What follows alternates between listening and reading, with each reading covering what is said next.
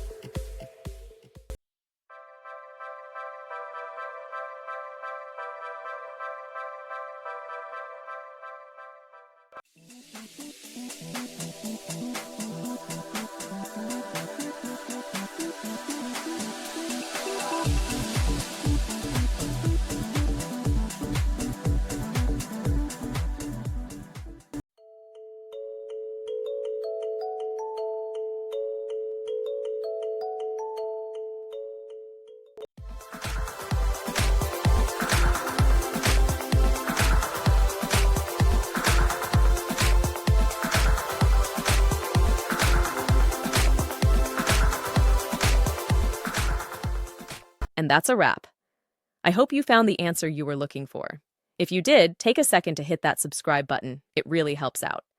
And let me know in the comments which solution worked best for you. See you next time in the debug zone.